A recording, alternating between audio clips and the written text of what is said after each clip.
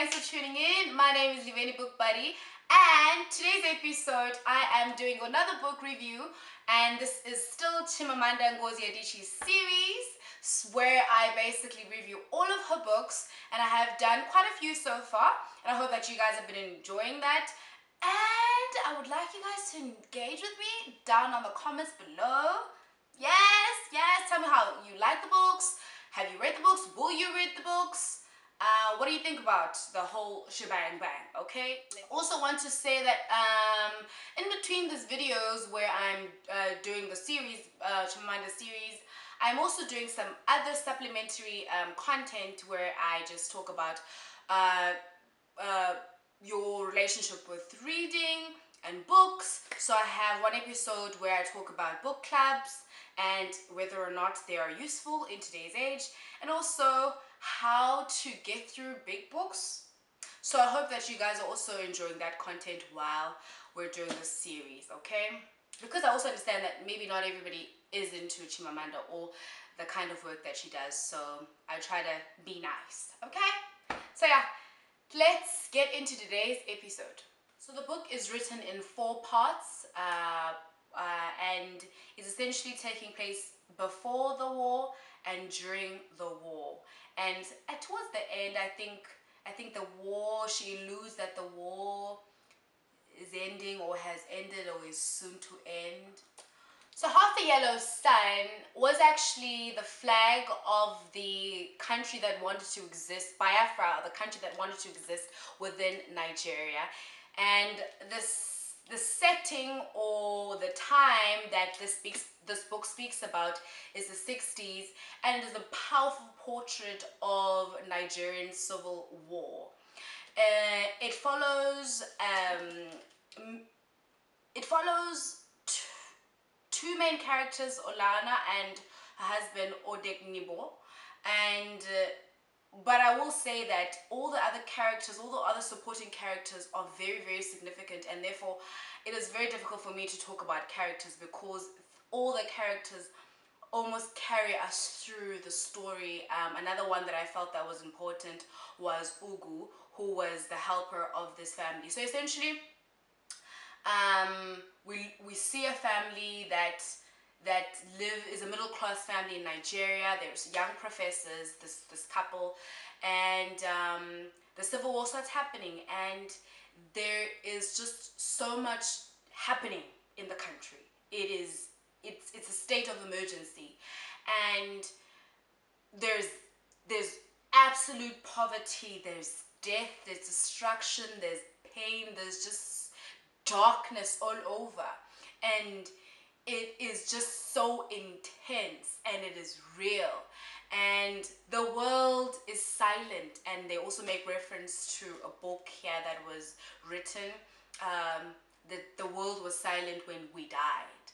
So I think that's also something that I have to look into, read or search up. But what I loved about the way that she was telling the story was that in all of this chaos that's happening in the Biafran war,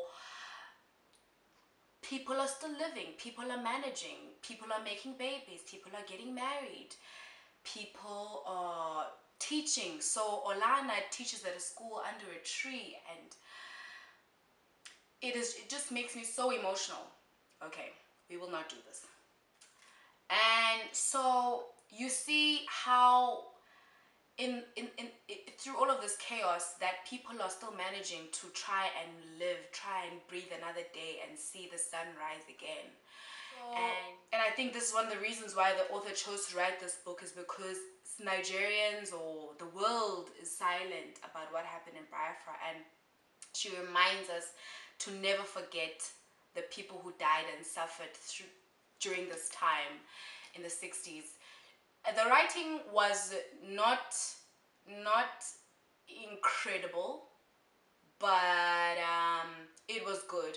I think the story itself was more powerful, and she didn't need to color it so much with, you know, fancy words and all of that.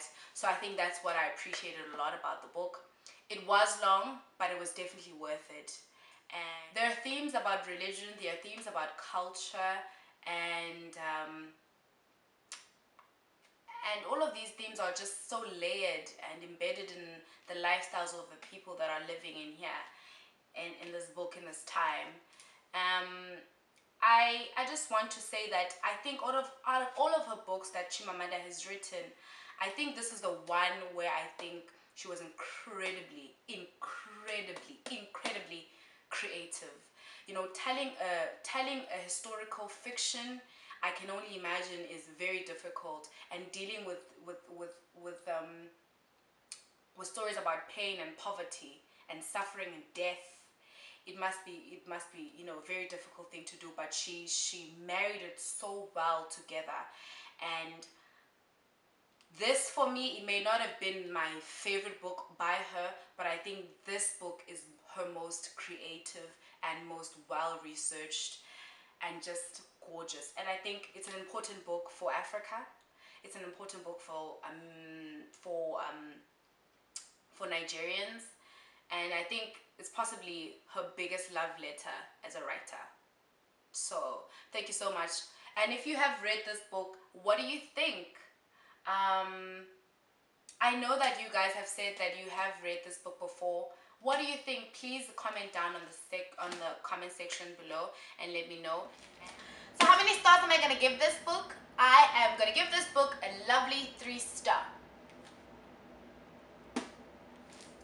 Now guys, I cannot stress enough how important it is for us to engage on this platform, because I know a lot of you guys will touch base with me on Instagram, which is pretty cool, but ideally I would like you guys to comment here on the YouTube space, okay? Otherwise, thank you so much for tuning in. Bye.